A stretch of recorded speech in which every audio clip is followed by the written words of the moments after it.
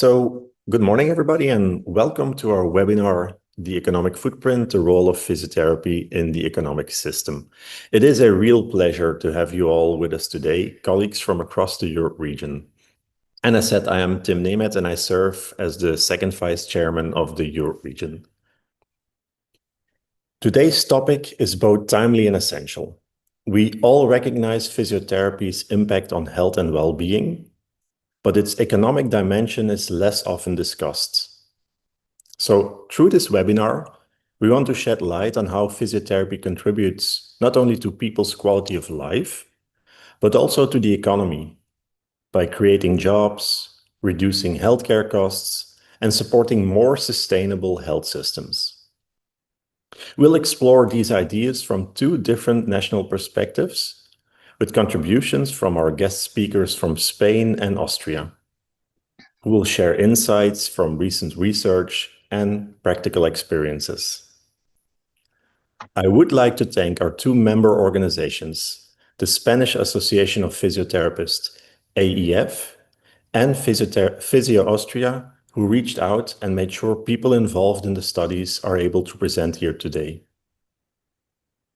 Our aim is to first raise awareness on physiotherapists' economic footprint, so that you, our member organizations, can explore new tools and evidence to engage with stakeholders and policymakers, to strengthen advocacy for our profession at every level.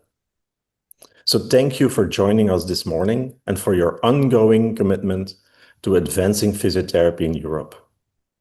And now it is my pleasure to hand over to Katrin Reichstamm, member of the Advocacy and EU Matters Working Group, who will introduce today's topic and guide us through the sessions.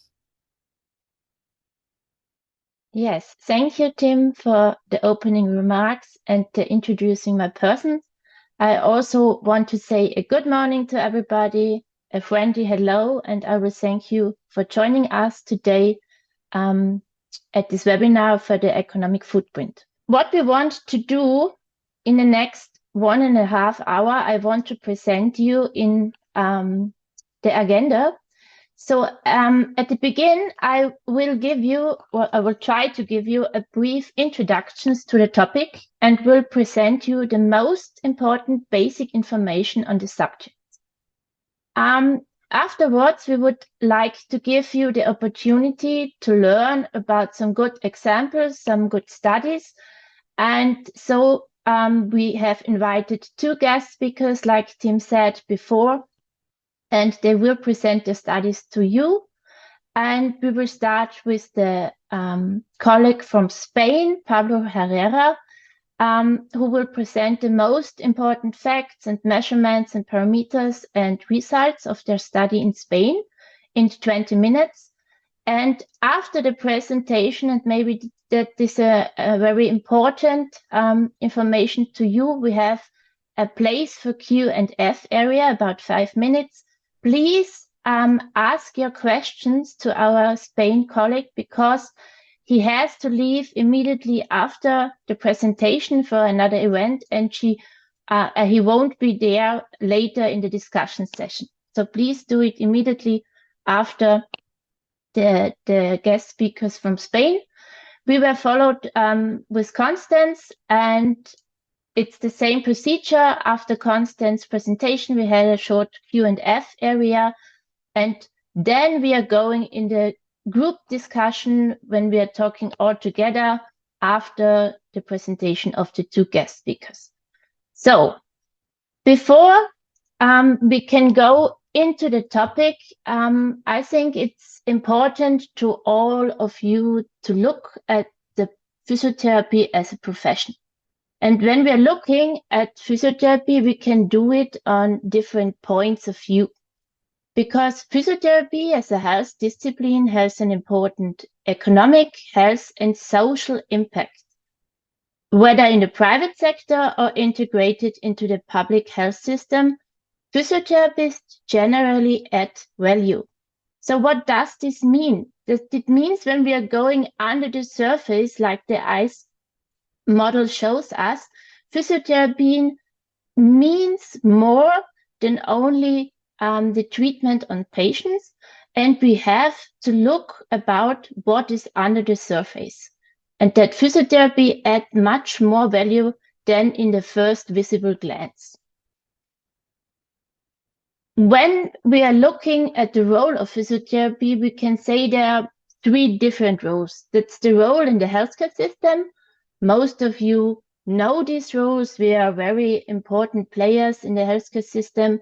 We are here for our patients. We are making treatments. We are doing treatments that patients getting better and so on, and we know this. But there's also the role of the physiotherapy in the social system. And today, and that's the important thing for us, there's also the role of physiotherapy in the economic system. And what does that mean? That we want to quantify what physiotherapy can generate in terms of health benefits and public health expenditures or savings, expressed through 3 points: production values, consumer spending, and gross value added in overall economy. Let me explain these things to you in a more nuanced perspective. When we are thinking about health and physiotherapy, most of the time, the first thing that it's going to our mind is that usually is health costs money for the state. So in the first view, we always mean physiotherapy is expensive. But the other side of the coin shows that physiotherapy can also save money and that the state benefits from us and our works. So when we're looking at our profession as a physiotherapist, we can save money in 2 ways. At the core, we can do it through cost effectiveness. I will explain you on the next slide. And on the other hand, we at the extended core, and that's the other side of the coin, we have this called economic footprint. So that's an important role as an economic factor and makes contribution to the economy. And both at the core and at the extended core can save money for the state. And I think that's the most important knowledge that we have to throw out to everybody of our colleagues. I believe that most of you heard about cost effectiveness because that's more common and there are more and more good studies about cost effectiveness. What is it? It's an intervention is considered to be cost effective if it costs less than usual care for an equal or better benefit in terms of health. And it relies on a measure of health change following a treatment. As I said before, there are a lot of studies, and there are more and more studies which are coming up now on physiotherapies in various countries.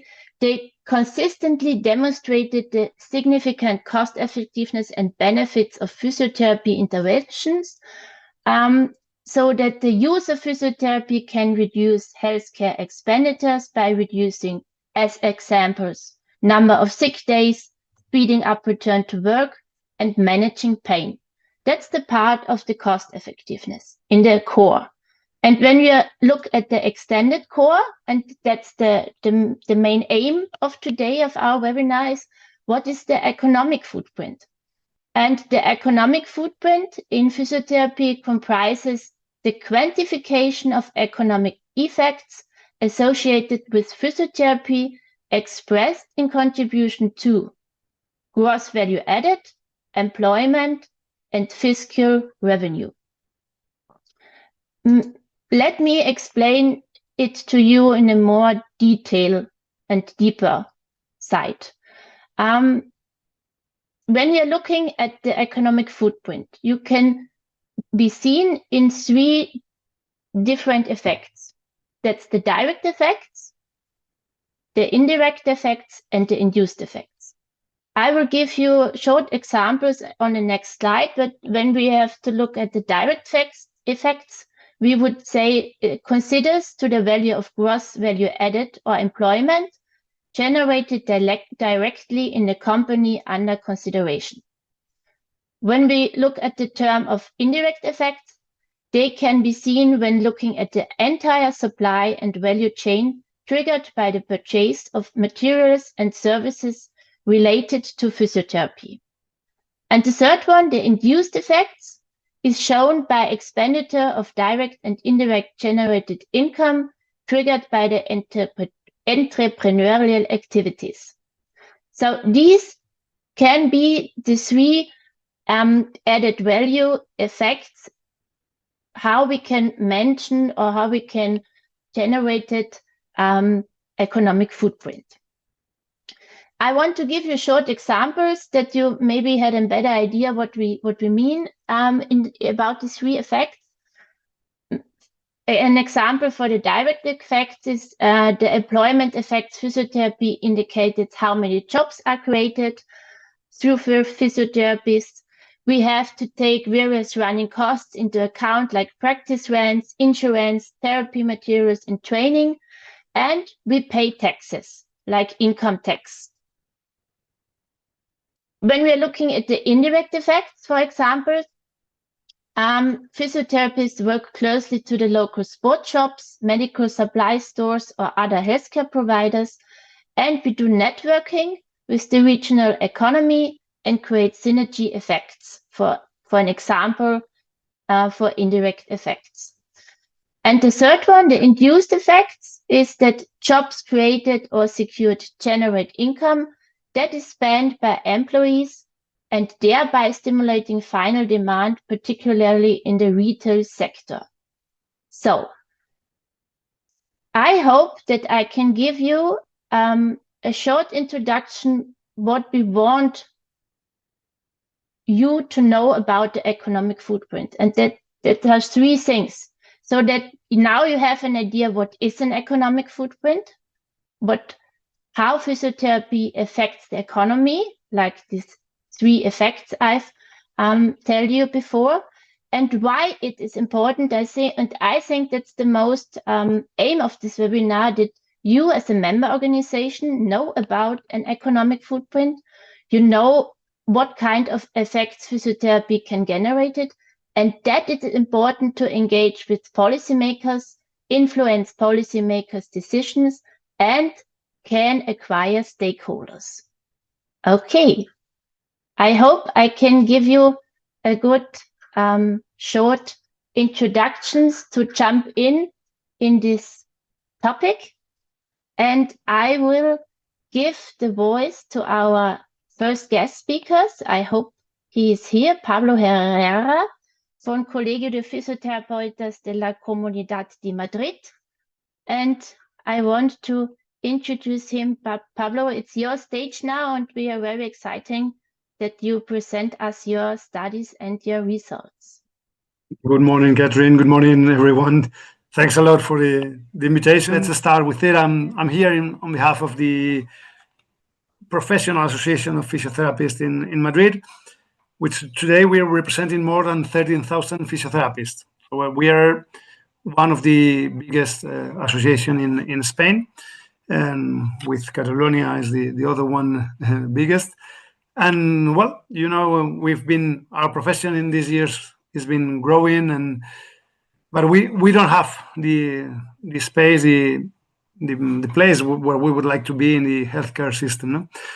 We're growing, but we still lack objective data to show our real contribution. So well, that's what we found when we arrived at the association, and that's why we decided to do this study. Okay, it was our 25th anniversary as an organization, and we thought it was the best time to do the subject. We needed what we said before. We needed to show our stakeholders, the health organizations, what we could provide. No? We need all these people to know where we were setting our point of start. So we decided to if we say these things has a value, okay, we said we are good, we said we can save money to the system, but well, it's not enough. So we decided to work with PricewaterhouseCoopers. As you know, they are a big company. They are known for the technical expertise, but also they are an international recognized organization. So this gave us credibility and neutrality. It's not what we say, it's what a company says about our job. And we thought this was essential for letting the other people know, the other stakeholders know what we can do. The total cost of this study was 90,000 euros. It was a complete study. It includes the cost of PricewaterhouseCoopers and the internal cost we had to make. So we made a big survey between our members and a lot of things we were doing to get the data. And this reflects a long-term commitment of our organization to continue providing data. And so this was the first study, and we're holding, and we're doing, I don't know if much more, but we are doing more in the future. Well, I'm going to talk now about the study, the scope of the study. The study was made in 2022, and we focus on data of 2021 because it was the first year after the most acute phase of the pandemic, and the healthcare activity was established, and we had reliable data. The area of the study was the Madrid region. We are a region in the middle of Spain with around 6.7 million people. It's one of the regions with the highest density of physiotherapists in Europe, and we thought it was a relevant context to analyze. The area included all main areas where physiotherapists are working now here in Spain, both public and private.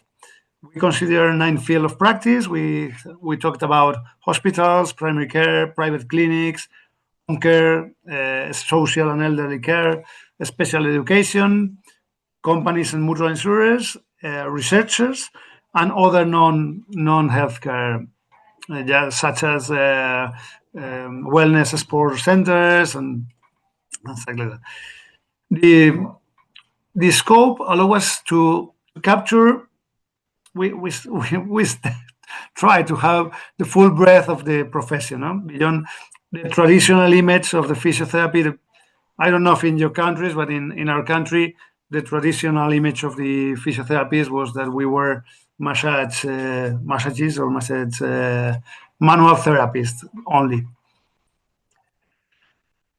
So, well, we used data from national and regional institutes, the National Institute of Statistics, the Ministry of Health, the healthcare registries, such as the Unit U59. Unit U59 in Spain is where the physiotherapists are inscribed. So every clinic, every center has to be in this Unit 59. We use another economic databases such as Savi.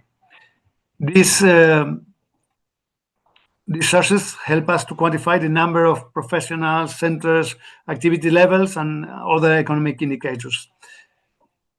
We perform major search in major scientific databases, such as PubMed, Cochrane, Pedro, Google Scholar. So we could identify clinical interventions where physiotherapy had proven impact. Some of them had an economic impact proven, and other has a health social impact. We wanted to be measurable, most of it. And then we had data, of course, of our association. We made, as I said, a huge survey between all our members. and we had a 5.7% of the physiotherapists answering the survey. We asked about employment conditions, income and cost, number of patients and sessions they were made, types of interventions they were performing. So this was statistically representative with a 95% of confidence level in the survey. So combining official data, scientific evidence, internal records, and real-world information from our professionals, we were able to build a picture, a comprehensive and accurate picture of the profession. We were measuring, as Katrin said, we were measuring value of physiotherapy and using standard methods in the economy. If you ask me too deeply about this subject, I maybe not answer this all correct, because this was all made or carried out by PricewaterhouseCoopers. They were made in doing the analysis. But well, I can. Well, I don't know if you have the study. If you got it, you can see all the analysis, the detailed, So well, we measured the direct impact of the physiotherapy. We calculated the gross value added of the sector using the income method with wages, business surplus, taxes generated directly by our services. Then we measured the indirect and induced impact.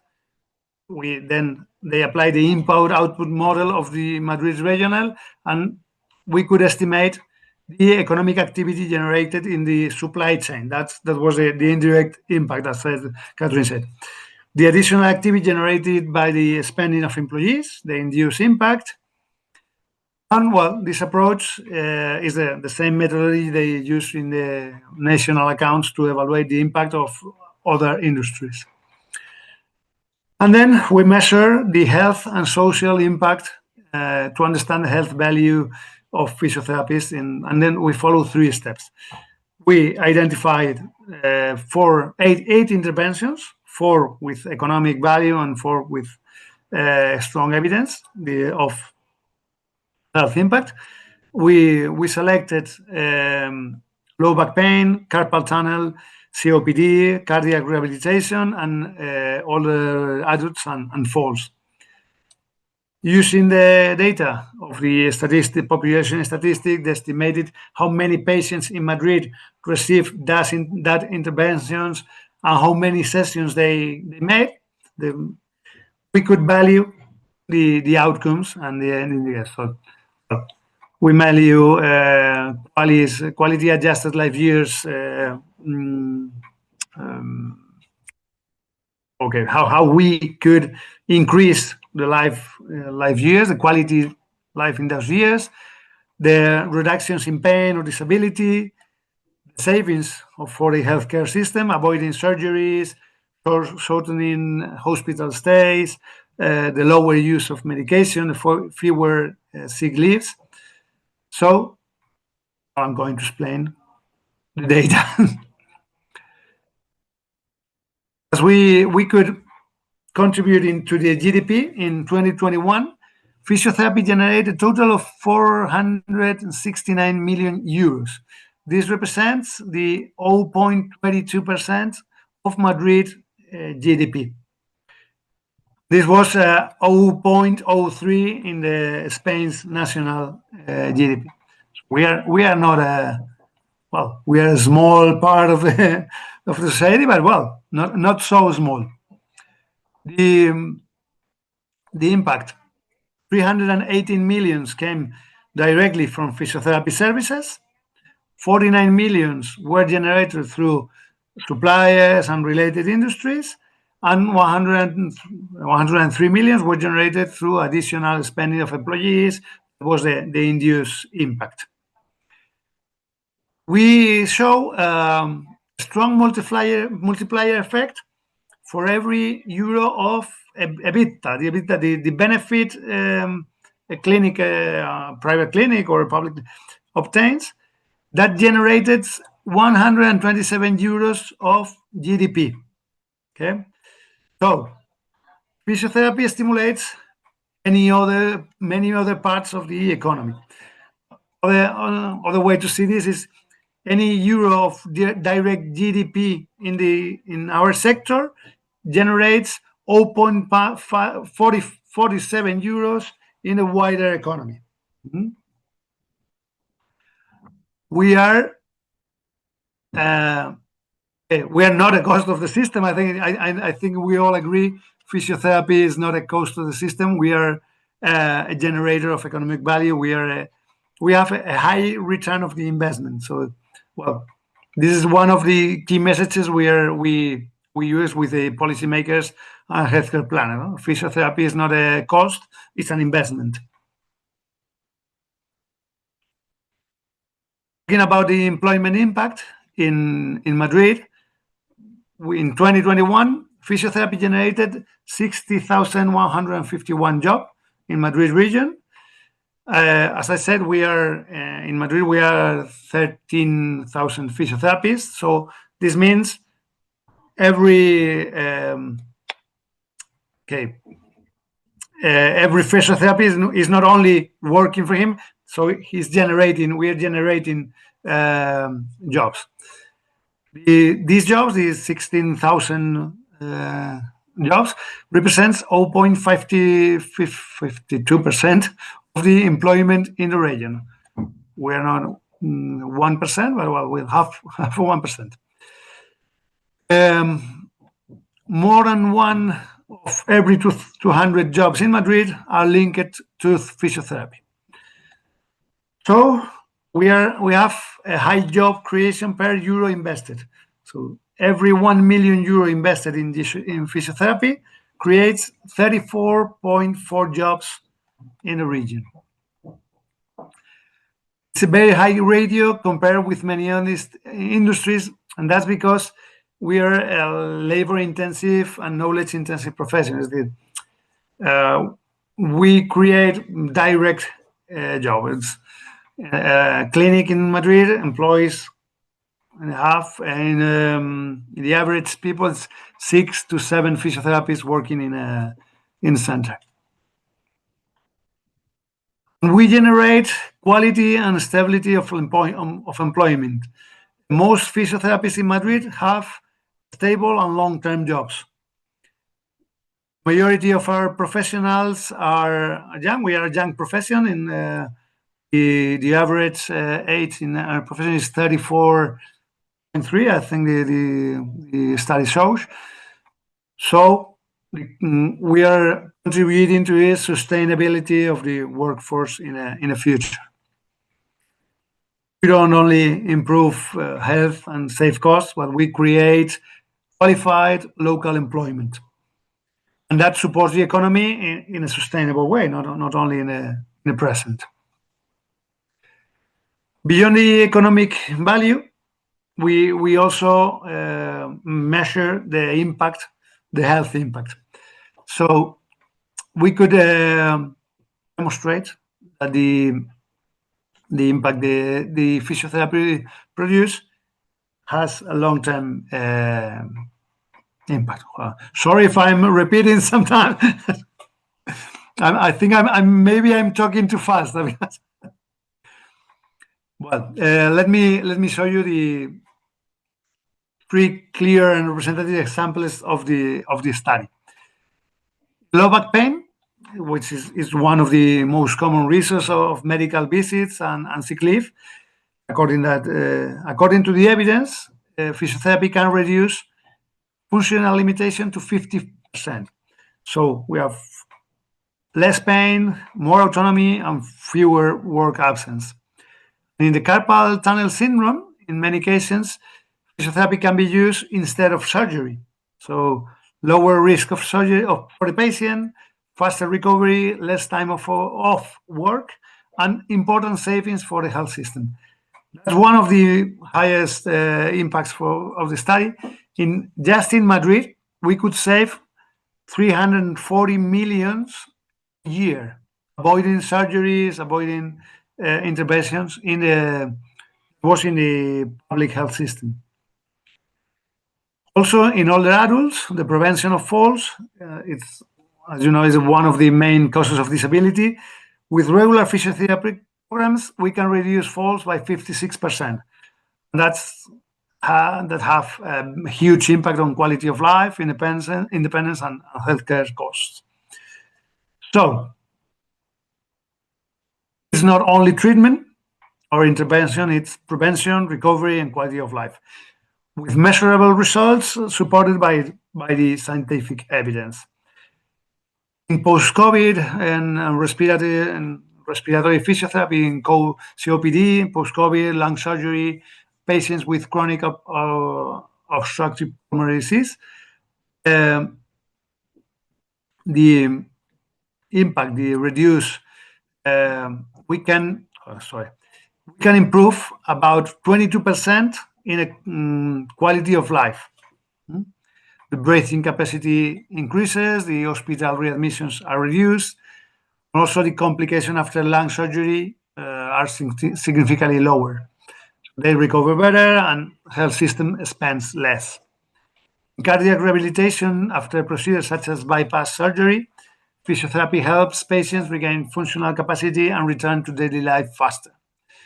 The evidence shows better physical recovery, shorter hospital stays, fewer complications, less use of medication, better outcomes, and important savings for hospitals. Physiotherapy is not limited to rehabilitation after injury. It's a core of the modern healthcare, and we're proving the impact. Overall, 1.5 million people in Madrid are benefiting of physiotherapy interventions every year.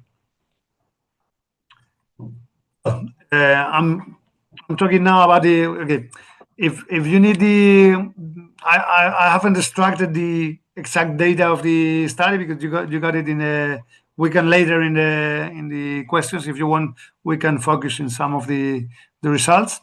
But we are talking now about what we've made with this study, the use we're giving to this study. We didn't want it to just to publish it and forget about it, but we wanted to use it as a tool to, as I said, to show our stakeholders what we're doing. We made an official launch. We presented this study with the presence of the regional health minister, Enrique Ruiz Escudero was the former regional health minister. And we made a press conference, a press presentation, and we had a big impact in social, well, not social media, but the mass media and press and televisions. So it was I think it was a good presentation, and we had an impact with the population. And then we are using it. That was the big launch, the big presentation. But then, in every meeting, every dialogue we are having with the public administration and other healthcare stakeholders, we were given the study also physically and a pen drive. So we had a book and we had so they can look at it. We had I think it's, well, if you've seen it in the PDF, I think it's a friendly way of looking at the data, and it is really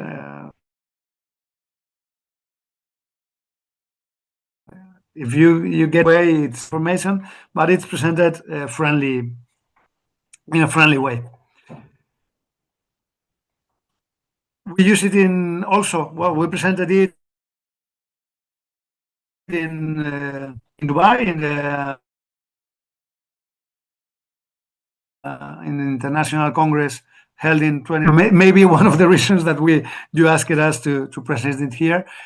But as I said, we're using it as a practical tool. It's a good way to see the data, to get to the politicians, and I think it's also, we hope it's an inspiration for other companies, for other associations to hold studies like this, because we could benefit with the data collected between all of us. I think we hope it's a starting point. In Spain, we're trying to hold it in a national way. It's really difficult because we are 17 associations. We're joining or united in one, but it's difficult because each one of us are our way. So, well, I think I'm finishing. Our future plans for the study is not this is not the end. I think as one said it in some time. This, I hope, is the beginning of more of long-term commitment. We're planning to update the study, also the information to our colleagues so they can use it in their daily basis and the daily use of the information. Thanks a lot. Our intention sharing this study is to contribute to a broader understanding of the value of physiotherapy and support that. And well, it's not a perfect model. We know it's just an experience. It should be adapted to each country, each region, and I think we can learn from each other and we can improve this. So here at your disposal for the questions. Yeah, thank you very much, Pablo, for your introduction to your study. A lot of infos to put in 20 minutes, I know. I think that we need much more time to mention everything in this study. But I want to open the space for questions for our participants. Are there any questions from you? Congratulations on your study. I think you did a very smart move with the published studies. If I understood correctly, you only used studies that were published in Spain, correct? About Spanish results. No, they were international studies. Okay, so you use data from other countries as well, not only from Spain. Okay, yeah. So and then you generalized. So if the study had a certain amount of results, you say, so if we apply this in Madrid, because we have a certain amount of patients with COPD or with low back pain, we will get an effect of a certain amount. That's how you did that part of the study, correct? That's it. We had data that saying that surgery, carpal tunnel syndrome surgery can save this amount of money. So we said how many interventions of carpal tunnel syndrome are being made in Madrid, and so if we reduce this amount of interventions, we could save that money. Okay. And what about direct results? So you said you use this data when you are talking with policymakers. Did you notice an impact of this study in the results of your discussions with the policymakers? What is your sensibility about this? They were primarily surprised because they were shocked about the amount of money. Okay. Here in I think many countries, each country has its own particularities or environment. Here in Spain, in public health systems, physiotherapy is directly linked to rehabilitation doctors. The name is we can't work system. In the private system, we are free to work without a prescription, but so we're trying first to make them realize that we could be directly linked to any of these other partners, would say, and then the changes are really slow. we're getting changes about this, and we are starting to work more in a multidisciplinary way. And I think we are being heard a bit more. The changes, it's been 2 years, the changes in 2 years are not as we'd like, but they are receiving it really well. Thank you, Pablo. Yeah, thanks for the questions. Are there one more questions? We had a little bit time less. Is there any question from the audience? Yeah, if there is none, can I ask one question? In the beginning, you mentioned that you divided like 9 different fields that you analyzed. Do you have data that shows difference between the hospitals and the private setting for the amount of money, for example? Well, it depends on the intervention, because as you know, the carpal tunnel syndrome is not treated in the outside hospitals. It's usually doing it, but in other, we had okay. I have to remember if we had that separated in it. Primarily, the idea of separating it was just for the impact, for the economic impact, and yeah, that's what I to make the other people know the fields we were looking at. So I'm not sure if we had the data later divided. Okay, that would I'm not sure about that. Okay, it would be like very interesting to see how just the impact to the economy is different from the private or to the hospitals, and different. Okay, thank you very much for the presentation and introduction to your study. Well, we got the data of physiotherapists working in the public system and in the private system. So okay. We could say probably in Spain, the private system, it's nearly 80% of the physiotherapists are working in the private system, and we got in Madrid. I'm talking about Spain, but in Madrid, the public system, we've got hospitals and we got a primary care. The primary care, we only have 222 physiotherapists working in primary care. That's for 6.7 million people, only 222 physiotherapists. So as you can see, the impact in that area is really, really small. In hospitals, we had 1,200 physiotherapists, and then we had another 200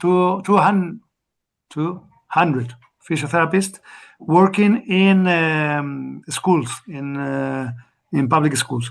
So most of the physiotherapists are working in a private practice. Thank you so much. We have no questions in the chat. Okay, thanks, Liva, for the recommendation. I will thank you, Pablo, for your time and for sharing your slides with us and the important facts of your study. I wish you good luck for your next step now. I think you have to hurry up and say goodbye to you, and thank you very much. Thanks a lot. Bye-bye. So, bye. So, and now we want to go forward, and it's a pleasure to me to present our next guest speakers. It's Constance Schlegl, in Austrian name. And I'm very glad that she is here, and she will present us the Austrian study of the economic footprint. Constance, it's your place, it's your time, please. Physiotherapy in Austria is a regulated profession. We have a public system, but also a private system. In public system, physiotherapists work in hospitals, in rehabilitation centers, in primary care. There is no money going from patients directly to physiotherapists. They get paid by the institutions. And in the private system, we have also kind of two systems, because in one system, it's also public. If you work in private practice, this means that the patient pays and gets some reimbursement from the insurance companies. And on the other hand, on the field of secondary prevention and primary prevention, we are allowed to work with direct access, and the patient may come directly to the physiotherapist without a prescription, but the insurances don't refund anything. This is not because they wouldn't want to. It's just because they don't have, they are not allowed to do it by law. This is a general law in Austria where you have to have a prescription. It's for every health profession except medical doctors, that the insurance companies can provide some refund for patients, or they do some direct payment. So this is just a short insight. We have a solidary healthcare system, which means that there is no expenses from taxes to the healthcare, to the treatment. It's about what people pay into the social insurance system. It's a bit different than the northern countries, for example, which is a tax-funded system, not a solidary system. Dear Constance, yes. Okay, sorry. There was the slide kept on the first one. Sorry, I thought it was blocked. Sorry to interrupt. No, it was just my prosa I put in the beginning of my lecture here. Good. We have we had two big health surveys in 2014 and 2019 in Austria, where we learned that overall 21.8% of the population, we have about 1.6 million people, which means 28.8% of the population visit a physiotherapist in 2019. And we have learned that in between 2014 and 2019, there was a significant increase in looking for examination or treatment from physiotherapists.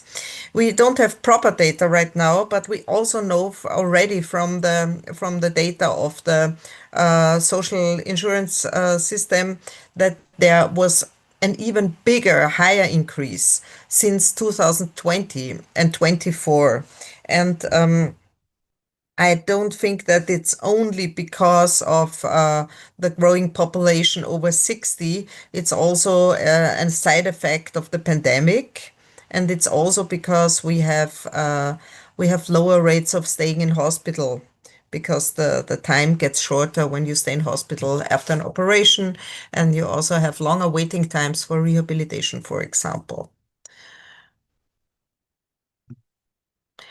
When we have a look at glance at the characteristics of physiotherapists in Austria, most of them are women working in physiotherapy, field of physiotherapy. 2 out of 3 physiotherapists are under 45 years old. This is good news. It means that we are quite a young profession. And approximately 8 out of 100 also work on the freelance base, which means that they also work in hospitals, for example. And then we have some other data.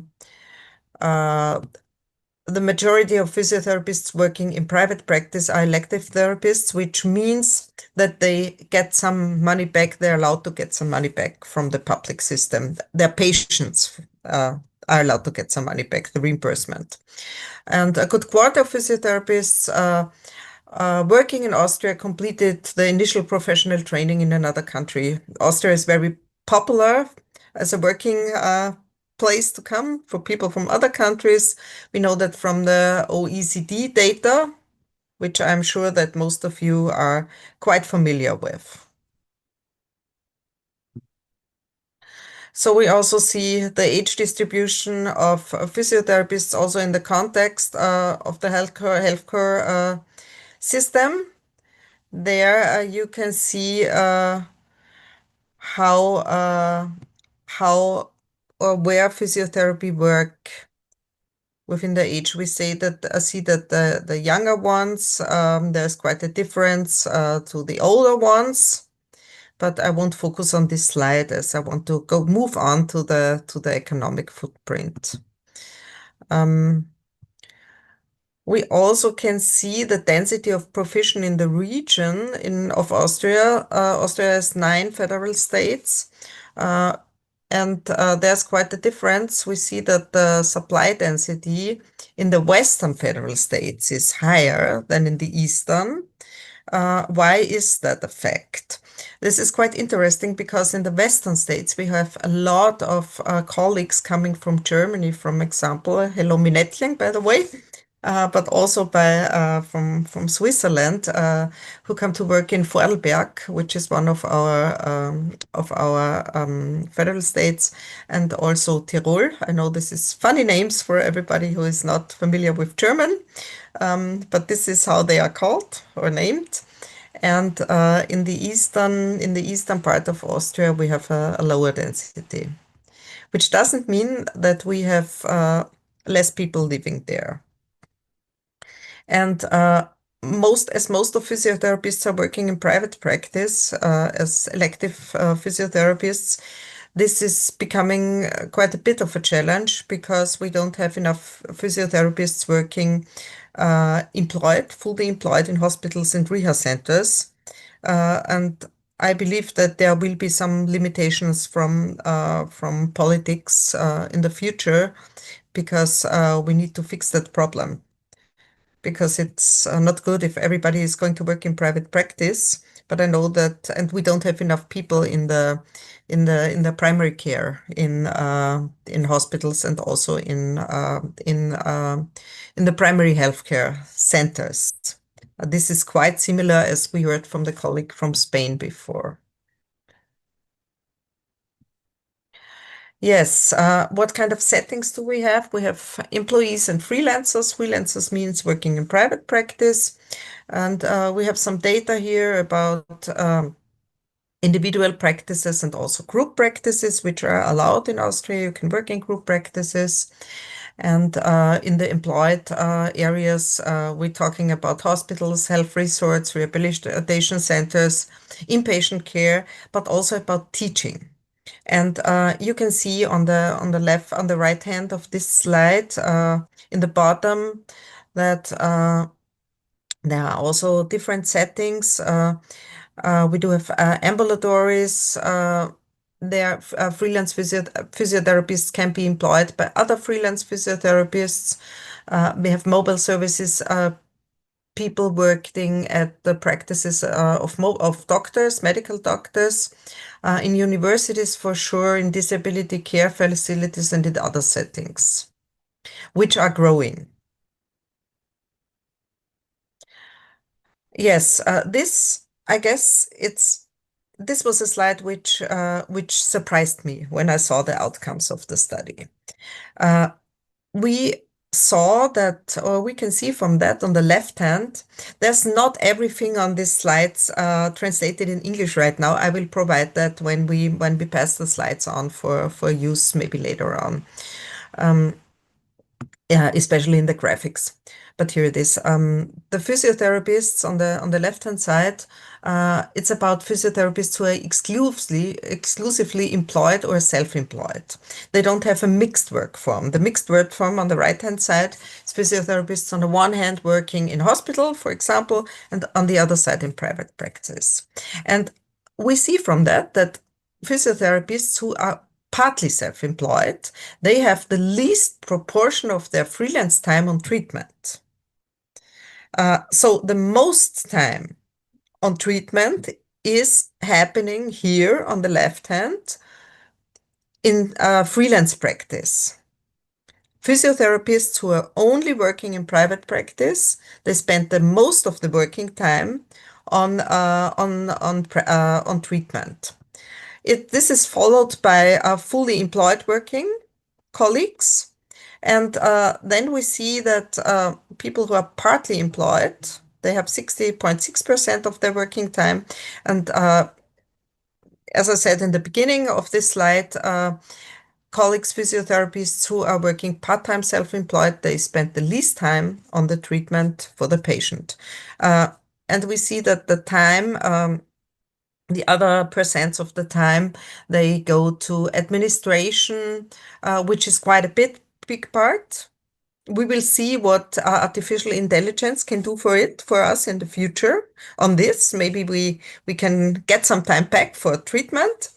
Also on support activities, on acquisition of patients, travel for home visits, other travel, which means, for example, for further education, participation in further training, also conducting further training for other colleagues, and then we left the field open for other, which is also, as you can see, at the employed ones. This is also the fully employed ones, 6.3%. And I think this could be team meetings, for example, or stuff like that. But we don't have more data on that. We just know it's on other activities. Good. Let's go to the economic footprint. First, let's start with what does economic footprint mean? It means that the economic footprint, it's a measure of a profession's contribution to the national economy, including the direct and indirect effects throughout its value chain. We focused on our survey and study not on the effects of treatment. This will follow next year. We will do a follow-up study where we'll have a deeper look at this, and then we will perhaps we will combine these two studies. So, what is the definition? Physiotherapy in the core sense. It has effects on healthcare services or through healthcare services, nursing homes and social services and sports services. And now, which is I think the most interesting thing, we have physiotherapy in the broader sense.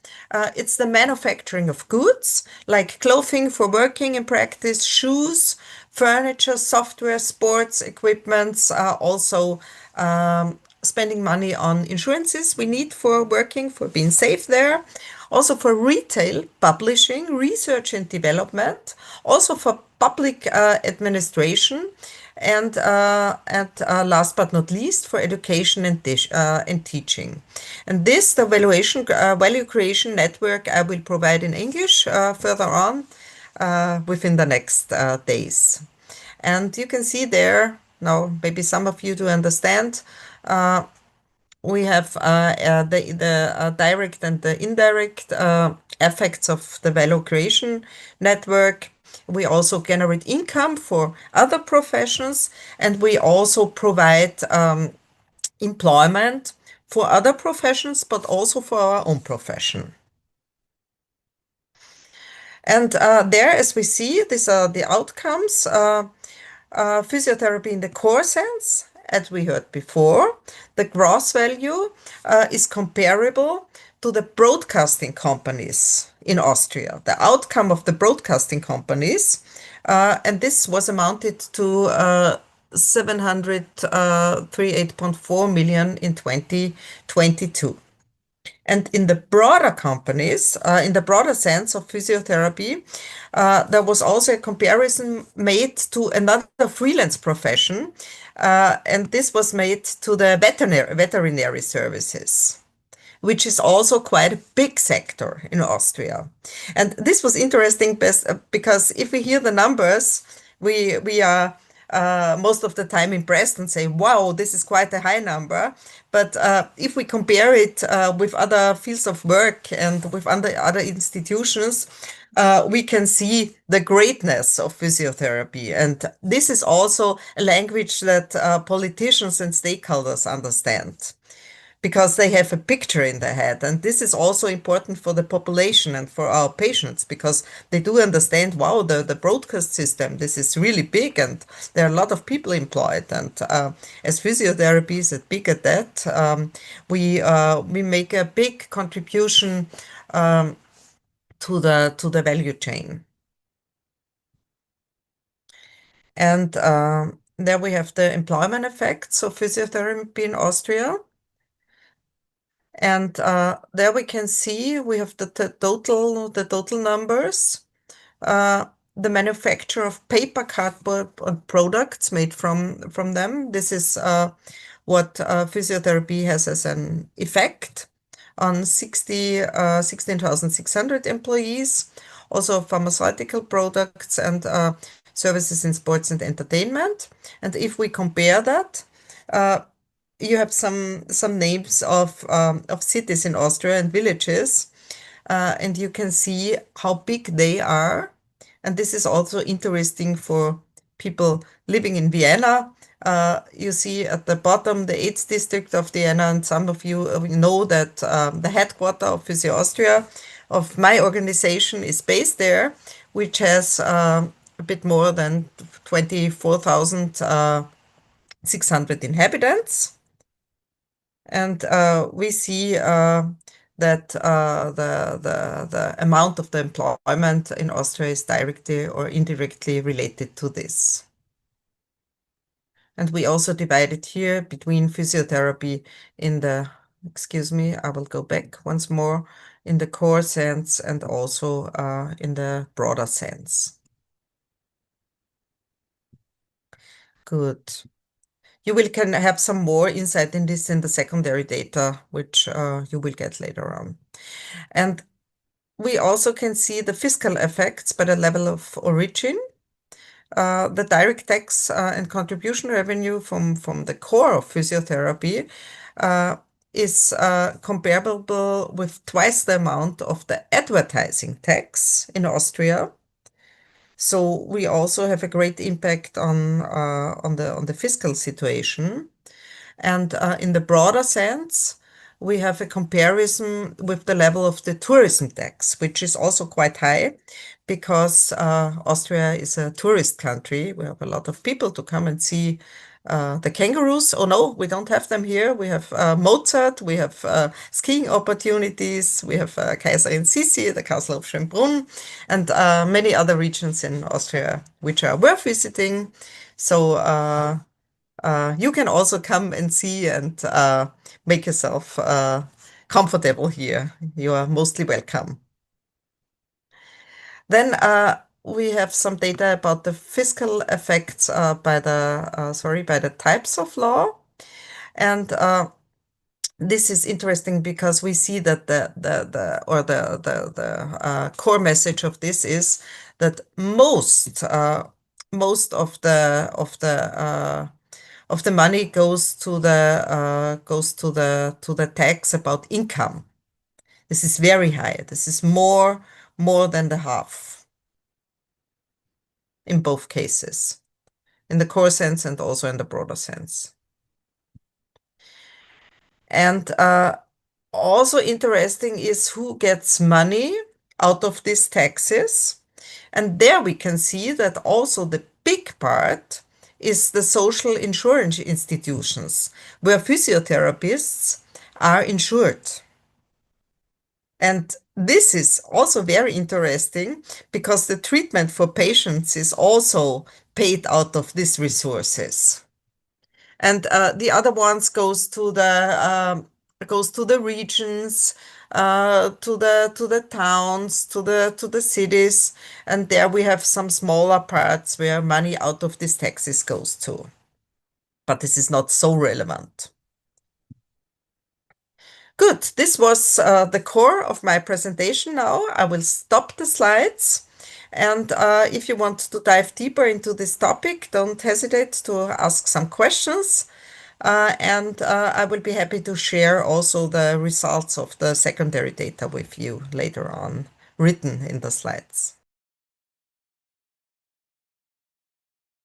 I will do the same question to Constance that I did to Pablo. Have you noticed any change when you are negotiating with policymakers after the study? Did you feel that these results have had an impact on your ability to negotiate with the policymakers? To be honest, no, not visibly now. But what we have experienced is that we had good stuff for public relations. This was interesting for the press and for the media, and it was also interesting for the social insurance services. And they are all interested in say, that's interesting. You created some data. But I think this is also, and now I have to be very honest and open with you, we could have done more on that to use it. We didn't reach the top now, so we have a lot of space in taking out the core messages and doing good and proper stakeholder lobbying with this. Thank you, Constance, for your honesty. Because we know, and we saw the data from the Spanish study. It costed 90,000 euro. So it's such a study is expensive. So if we are going to invest on that, we always have to think on the benefits that we can get from it. But, well, I think, Adarito, thank you for that. The costs was about the half in Austria for this. I also guess there can be a good benefit. And it's also these studies are good if you have if there is an opportunity to use them. And I think what also we should also keep in mind with doing service and studies like this, how do we use the outcome after that? Maybe it's too much to take them as a whole presentation and say, this is the outcome. Now do something with it. I think we have to set clear messages for advocacy, and this would also be my recommendation for the EU Matters and Advocacy Working Group to set some clear messages what to do with it and how to use it. Recommendations noted, Constance. Thank you. Thank you, Adarito.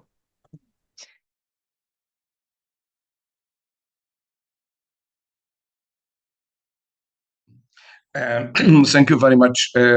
This is a very relevant topic because we consider in Portugal we have done an investment as well in these aspects with the National School for Administration in Health.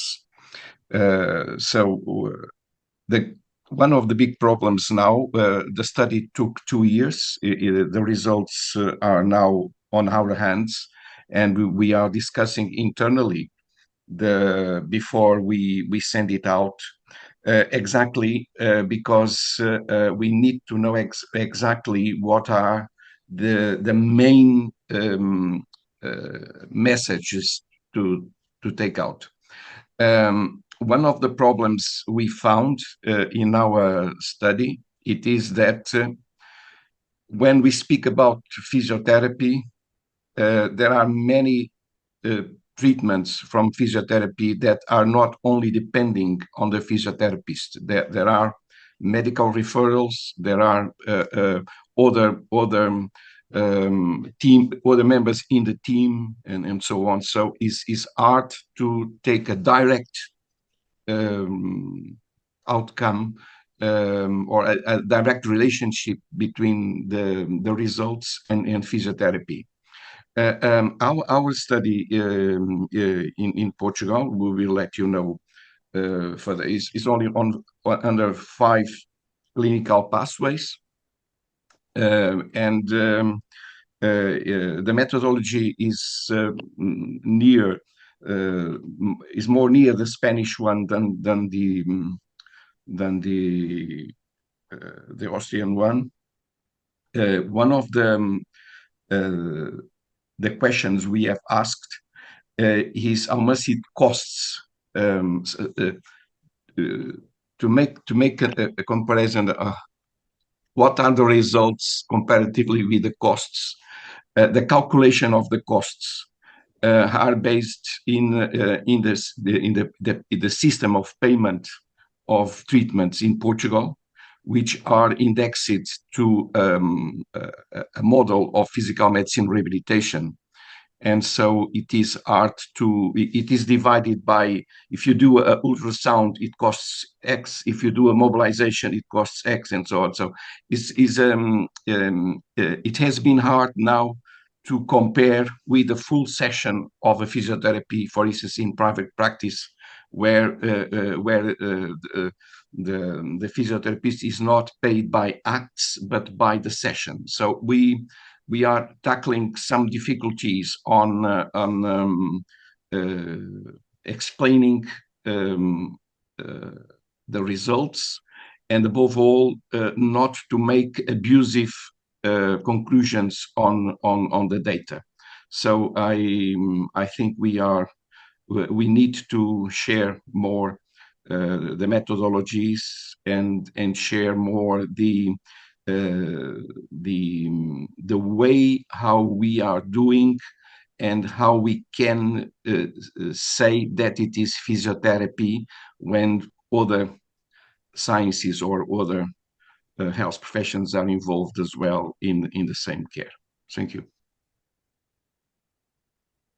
Yes, thank you for your questions. That's the same in our working group. There are less studies, and we can't create a methodology now. That's the problem. So that's the aim of the webinar, to raise up the awareness about this. We need more studies, and good to know that also Portugal is on stage at this topic. Thanks for your recommendation. I see another hand raising up, Mr. Cowman, please. Hi, how you doing? Good to see you all this morning. For those who don't know me, I'm John. I'm the Chief Executive of the Chartered Society of Physiotherapy in the UK.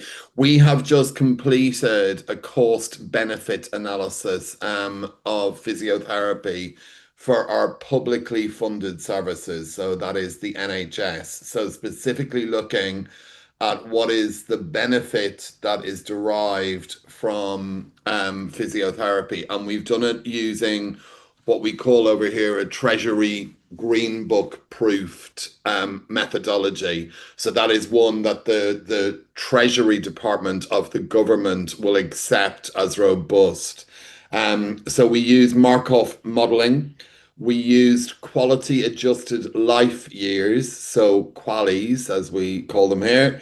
And we looked at the national cost data from the NHS. We looked at 4 interventions for knee osteoarthritis, hip osteoarthritis, pulmonary rehabilitation, and falls and frailty prevention.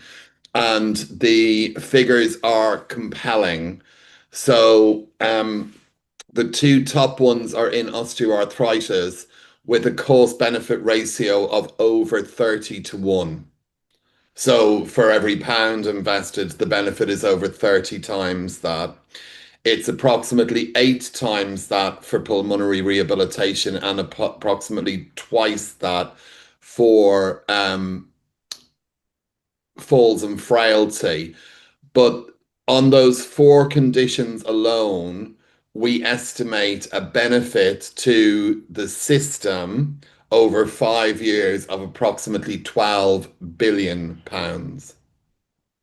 Now, it's only just landed in the last week. We will be socializing it further over the coming months. If any of you are attending the UK conference in November, which I would strongly advise you to do, of course, it will feature there. But I think in answer to Antonio, we are very much on the same page as other organizations and other member countries to really evaluate this, because as we all know, we need to justify the investment in our profession, and we believe that this does. Now, it's quite different to the work that Constance and others have done, which is more the economic evaluation, whereas this is focusing specifically on, for every pound spent in the NHS, what is the benefit that physiotherapy is saving the Treasury.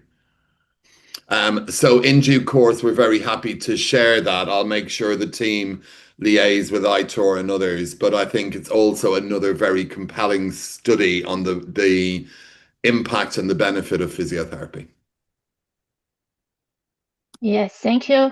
very much for explaining what you're working in your country. And I just ask for the studies that you can hand us over to us. We very interested in this, and we are very excited to hear more about the countries and the other studies.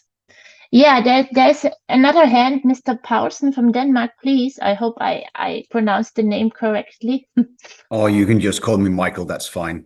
Okay, first of all, thank you, Aita and Katrin. This is a really, really good idea. I think this is some of the subjects that a lot of us are working with. Also in regards to what Constance said, that we need more avenues in regards to have a dialogue with other departments than just the health department.